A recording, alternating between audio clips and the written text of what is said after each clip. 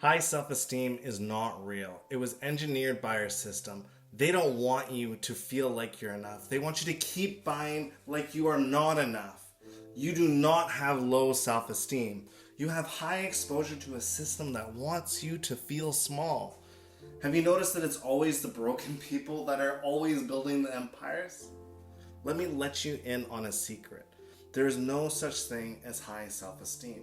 Depending on where you live in the world, self-love just looks a whole lot different than in a Western society.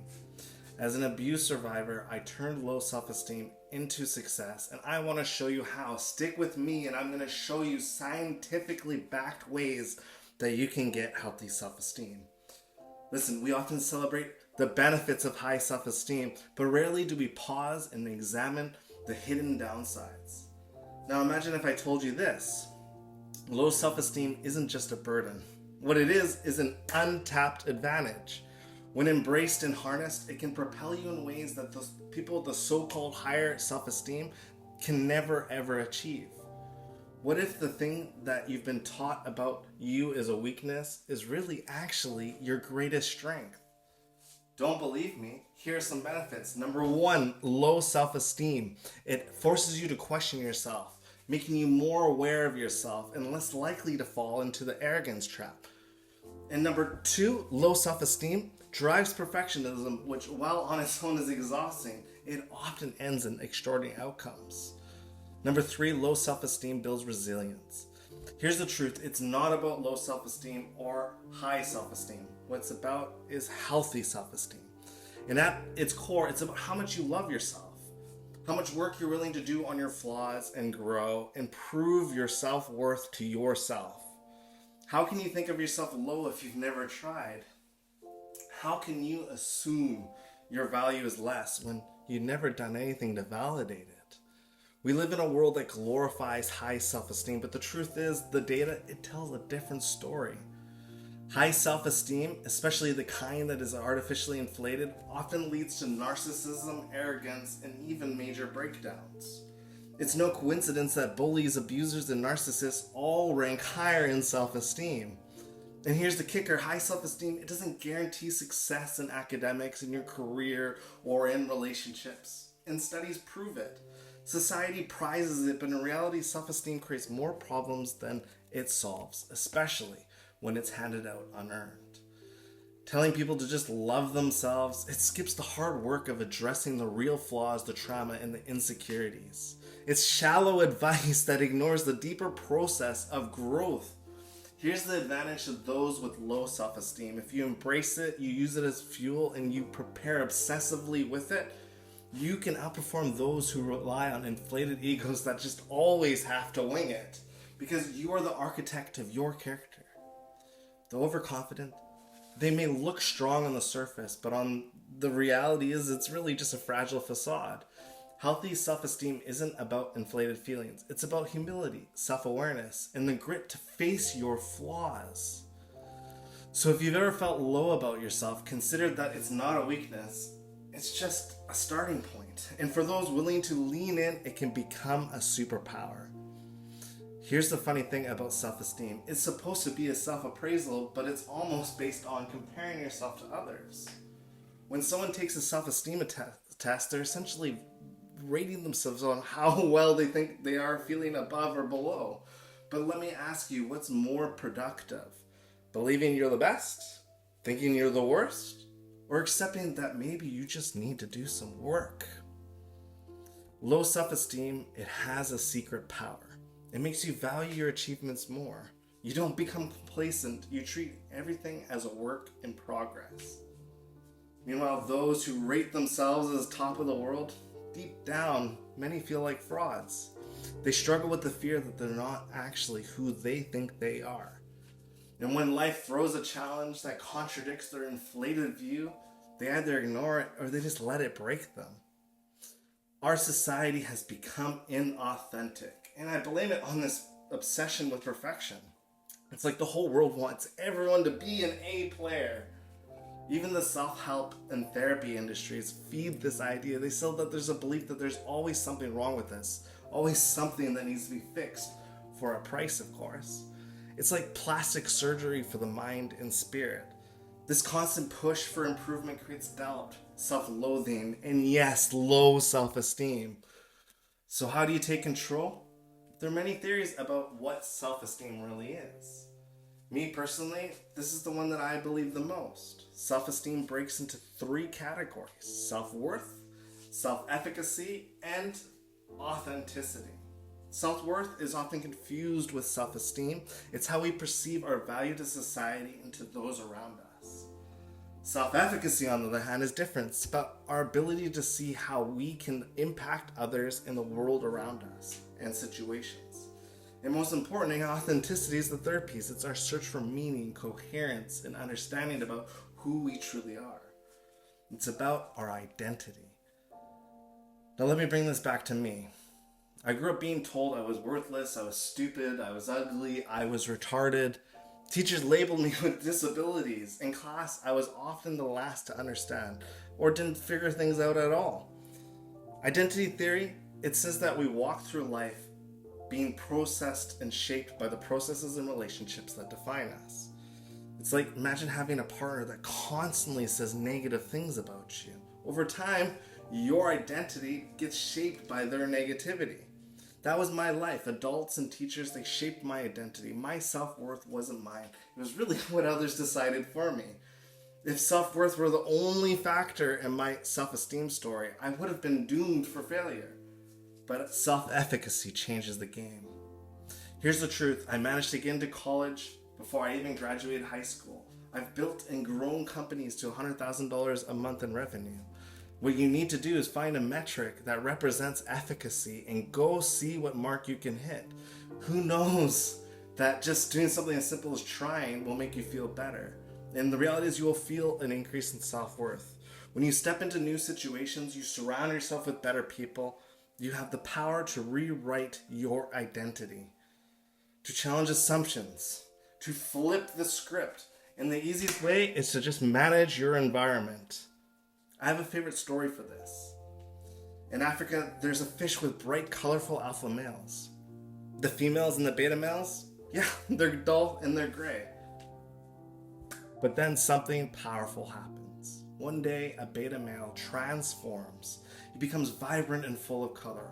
Why? Because a bird just ate the last alpha male. And the beta male was given an opportunity that the beta male stepped up into. In this environment, it created growth. This isn't just about fish. When we push for results, new opportunities appear. They change us. They bring out our own vibrant colors. It's not about growth, it's about transformation. And something always happens. Something magical. So when you're struggling with low self-esteem, you have three choices. You can fake it until you make it, you can accept it, or you can go out and just discover your worth. In entrepreneurship, I see many people choosing to fake it until they make it. It's been a popular mantra in self-development for years. Today, the gurus say you can just think your way out of imposter syndrome. The truth is when you lean into that imposter syndrome honestly and authentically, things are going to change. You start doing work for free, gaining experience, improving your worth. Sure, failure might come, but if you embrace your self-worth and you build your self-efficacy, you'll see better results. And your self-worth, it will grow. This requires you to lean into your self-esteem. You simply say, I don't know what I'm worth, but you know what? I really, really want to go find out. And speaking of identity, studies show that people who win awards, they tend to succeed more in life. Not only that, but drivers consistently think that they're better than they actually are. They rate themselves higher than they actually score against others. At the core, identity and ego, they're just coping mechanisms. We compare ourselves to others, but in reality, we're all unique in how we learn and how we grow. So if everything around you is shaping your perception, why not just take control and shape it the way you want? Instead of complaining about your self-worth, what are you going to do to change it? If you're in an abusive relationship or surrounded by unproductive people, maybe it's time to just cut ties. Find people who mirror the better version of yourself. We see ourselves in the reflection of others. All of this is also fine and dandy, but there has to be something that motivates you to do this work. What you need is a powerful why. A reason that just makes your self-assessment of yourself not matter. Your abilities don't matter, just what you want to go after. If you want to be a rocket scientist, but you aren't naturally gifted and you have the desire to do so, you will work tirelessly until you succeed. When I went through trauma, rape, abuse, and more, I had something that David Goggins called his cookie jar. It's a mental reservoir of all past struggles and victories. And you know what? One bite from that cookie, it just gave me the fuel I needed. This kind of mental fortitude creates grit. It's proven in overcoming challenges and succeeding. So frankly, who cares if you suck at something? With a strong why and unstoppable mentality, you'll create the grit that is needed to achieve anything. When I remember the abuse and the verbal insults, I endured and I got angry. And that anger fueled me to work harder and to practice more. So if I'm bad at something, I will keep doing it 100 times until I am the best and I'm comfortable with it. Sometimes insults are useful ways to motivate you forward. Sit with it. Let it anger you. Let it inspire you. Studies show that a mix of success is a mix of talent and practice. You can succeed with less talent if you just work harder. When I was a kid, I read encyclopedias and dictionaries. I worked on my weaknesses, and over time, my friends started giving me compliments. They reflected new ideas about me, and it changed my identity. This story perfectly shows how self-esteem is really about perception. There's a study with 2 rats. One was larger than the other. The small rat felt bad sharing a cage with a bigger one. But when they switched cages, the small rat was put with an even smaller rat, and the bigger one with an even bigger rat. What do you think the result was? The small rat grew in confidence, while the big one, it lost confidence. The lesson is, sometimes you need to play in smaller leagues to build confidence. But there's something more important than self-esteem. It's self-love. Self-love means loving yourself no matter what. While others fake self-esteem and inflate their worth, you accept your strengths and you accept your weaknesses. You might not be great at math, but you're going to do whatever it takes to improve because you love yourself. The difference between high self-esteem and low self-esteem is really just self-love. It's like mental aikido. You take your weakest parts and you make them work for you. I might be bad at something, sure, but you know what?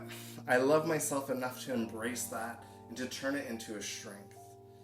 Everything has strength. You could be stupid, but there's strength in that too. If you don't know how to do something, you're open to learning and getting help. You don't do that if you think you're the smartest person. Doubting yourself, it keeps you humble. It opens you up to growth in ways that the cocky will just never ever experience. Like a blind person using their other senses, your doubts can lead you to strengths you never expected. Not the best looking person? Perfect. Maybe you bring kindness, warmth, and energy, things that are also attractive. Funny enough, the people who think that they're the most attractive actually don't get the same evaluations from others. And you know what? Low self-esteem, it also makes you relatable. It fosters real connections over fake confidence. Your external world is a reflection of your internal.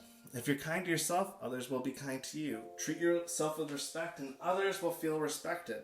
Sometimes having low self-esteem means accepting that you won't just love every part of yourself.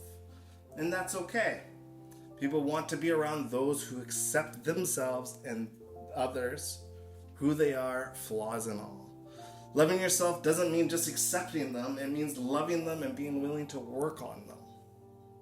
That's the difference between judgment and empowerment. It starts with you, and then you project it on others. When you have a why in self-love, everything changes. You don't just improve your low self-esteem, you create a healthier version of it in yourself, one that boosts your self-worth and builds real self-love. But real self-love isn't easy. It means facing the parts that you'd rather ignore. It means you have to not only love your weaknesses, but also work on them. You have to put hard work into improving yourself. Not with a whip, but with nurturing. Because the opposite is fake confidence. Arrogance dressed up in affirmations, inflated self-worth that just avoids accountability. It's an illusion and it kills growth. True growth It starts with believing in free will. You are the master of your soul. You are the captain of your destiny. You can work on yourself. You can build self-efficacy. You can take control of your environment, your situations, and your body. But first, ask yourself, do you want to stay stuck feeling low? Or do you want to face the reasons behind it and make a change? Here's the truth. Low self-esteem, it can be a superpower. It's a spark, a reason to work harder, to dig deep, and to rise above. Because it's the beginning of confidence, self-love, and success. My name is Ivory. If you like this content, hit subscribe, hit like. Thank you very much.